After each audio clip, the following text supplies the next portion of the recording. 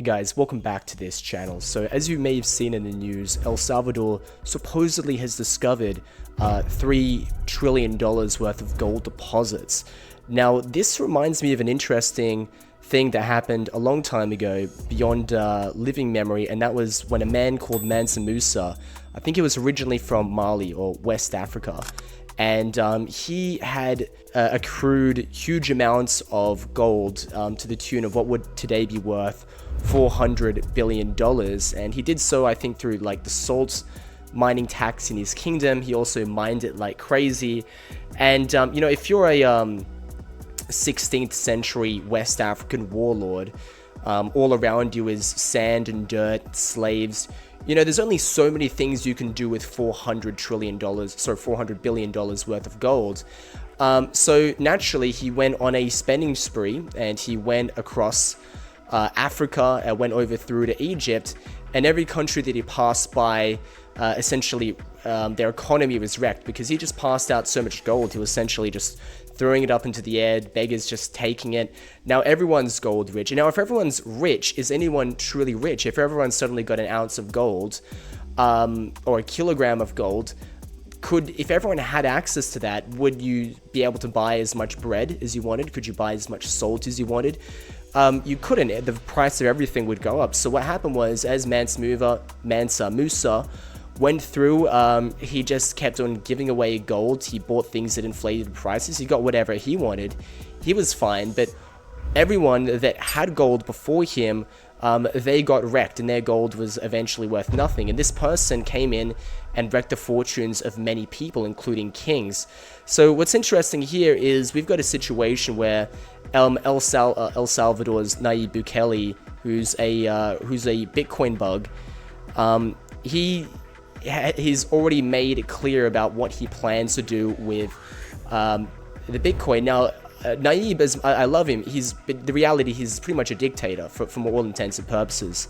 And it's pretty likely that we're going to see him 4 years, 8 years, 12 years down the line, assuming that the powers that be don't try to spread democracy to El Salvador. I mean, he's pretty young. I mean, he's like one of the youngest world leaders. I mean, there's a pretty good chance we could see him for 20 years, and then in cases that are common in most banana republics, it's not uncommon for maybe a dynasty of his to emerge. Maybe it's through blood family, you know, it's blood relatives or loyalists. So we could see a policy that's passed down. And the reason why I mention this is because, you know, you can't mine, you know, $3 trillion worth of gold, you know, overnight. You know, that's something that happens over 50 years, 100 years. So this is going to be a multi-generational thing. And what's going to happen if $3 trillion worth of gold is dropped on the gold market? Well, it's going to dump the price of gold. And I want to make it even more striking. So there's $12 trillion market cap for gold, but only about half of that is circulating supply. So that's money, that's the gold you find at, you know, the LCX, you know, it's the London Commodities Exchange, the one in Shanghai. That's the one you can find at all the mints, the stuff that is just around, right? Even probably the stuff that includes pawn shops. But the other $6 trillion is in non-circulating supply. That's the stuff in women's gold jewelry, you know, the stuff that is bought in India and provided as a dowry to a prospective wife or whatever. I don't know exactly how it works, but there's a bunch of gold that is just not really in circulation. So there's $6 trillion of gold in circulation, and imagine over the next 50, maybe to 100 years, $3 trillion in current money is of worth of gold gets dropped on the gold market. What's going to happen? Well, the people who's going to pay that price? Well, it's not so much the person who just buys the gold. It's going to be everyone who owns the gold that's going to have their gold inflate less over time.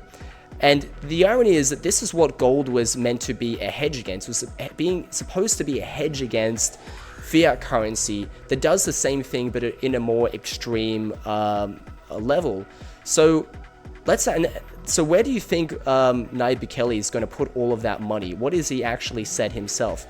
So he's been a bit snarky here. So the news came comes out. Breaking: El Salvador has discovered 3 trillion in unmined gold. And then what he says, but what could they possibly do with that? He's saying, he's being a little bit snarky here, but this is answered for those who are a bit more, who aren't really following the politics of this. El Salvador has discovered trillions of dollars of gold deposits that, when mined, will massively dilute the above ground supply of gold. This can't happen with Bitcoin because the code is open source. Anyone can run a node to see that there'll never be more than 21 million Bitcoin, etc., etc. And what does he say? And we'll dilute that thing like there's no tomorrow, laughing smiley face. So he knows what's up.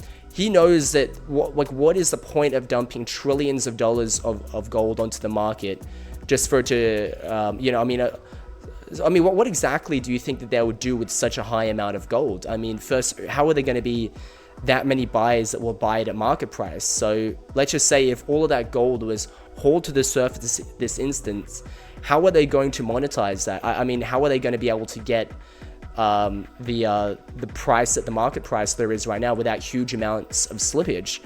Well, that's unavoidable. Like, they're going to have to sell it, or there's not even really any point holding it because it's just, there's too much of it. So it seems like what makes the most sense is just to put it into Bitcoin, which seems that seems to be what his intention is. And I want to talk about the tokenomics of that in a moment. So gold is inflationary, and this is something that wasn't really talked about as much like 10 years ago when gold kind of got a cultural boost after like the Occupy Wall Street era, libertarian economics, Ron Paul, that kind of culture proliferated as a result of the increasing realization that the central banks were basically screwing the ordinary person by giving free rein to pump as much cash into the circulating supply, ultimately being a secret tax on the common man. And gold was a way of getting around this. And as a result, millions of people around the world, including myself, started to have a love affair with precious metals, not just gold, but also silver, because it was a belief that this is something that could save us.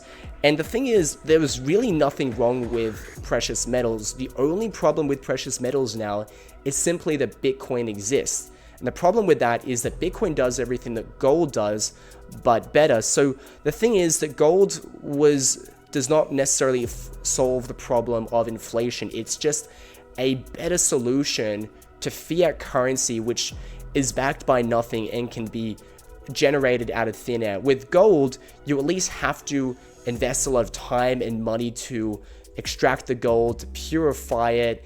It costs time and effort, kind of like Bitcoin, you have to, there's not an infinite amount of it because you can't just snap your fingers and generate more gold.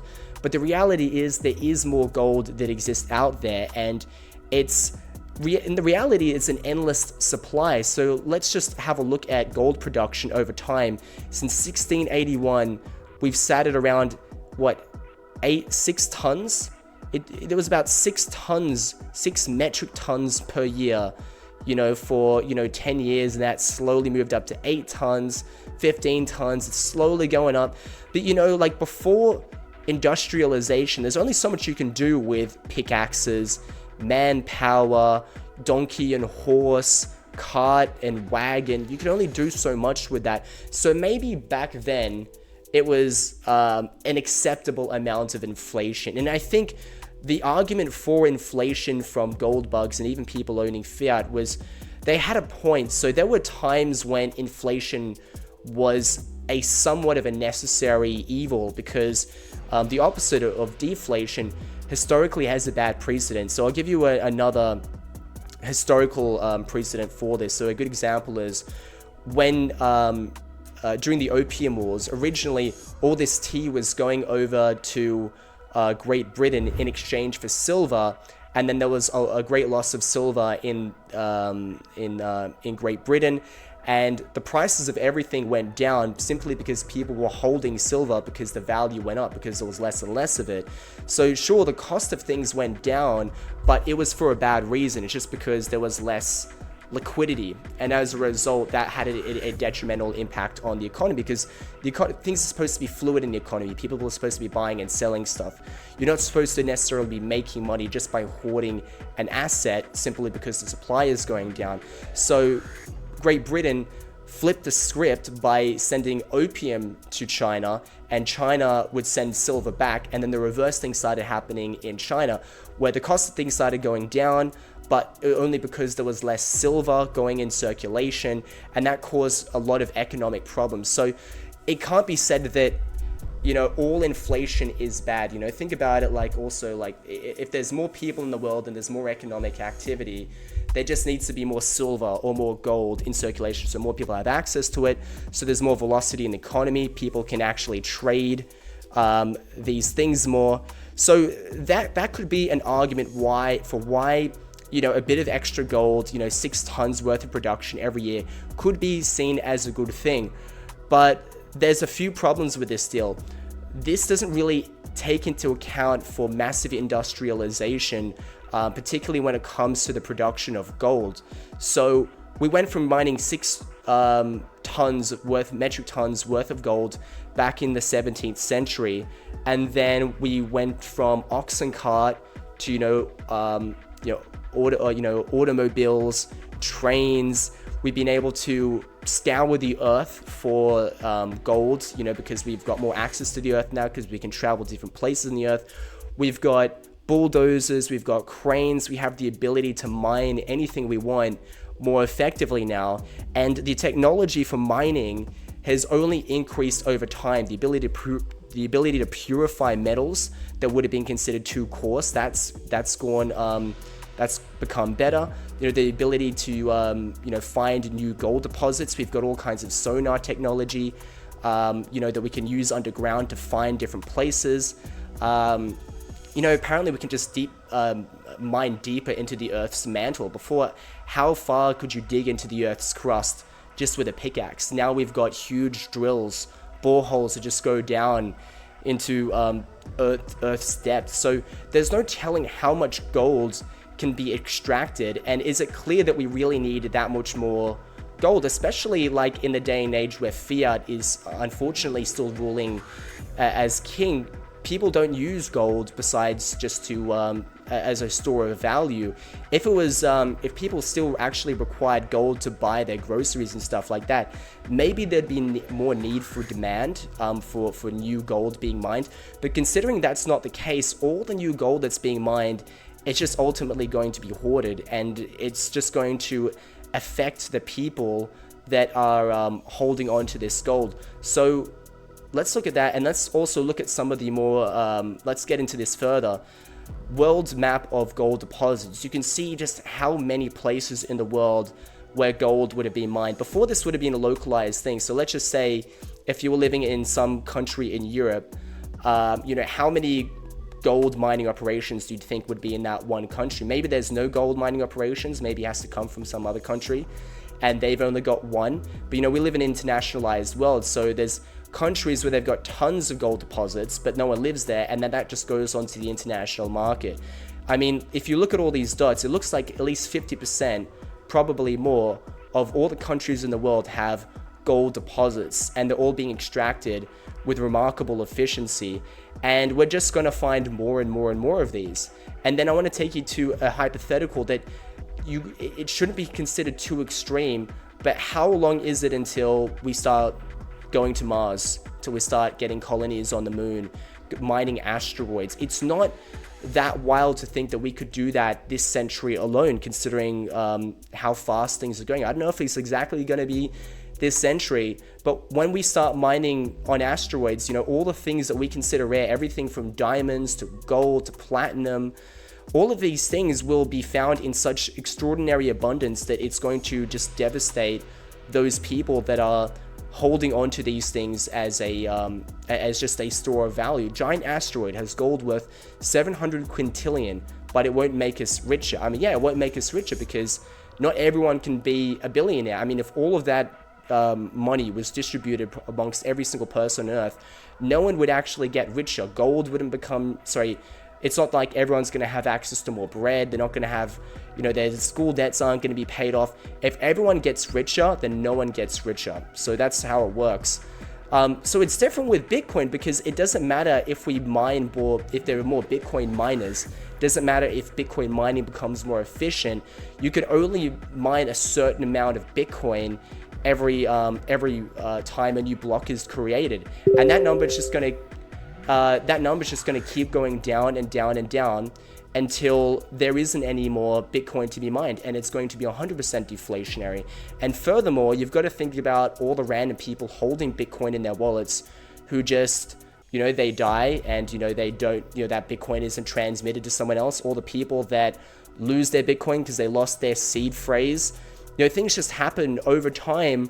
There's just going to be less and less Bitcoin. Now, right now we are inflationary. I just want to emphasize that Bitcoin is currently inflationary. It's less inflationary than fiat. It's less inflationary than gold. But the point is that it's going to go down over time. And I'm not sure when the halvening stops, when the Bitcoin halving of the mining rewards will completely stop. I think it's like sometime in 2080. But it continues to go down to the point where,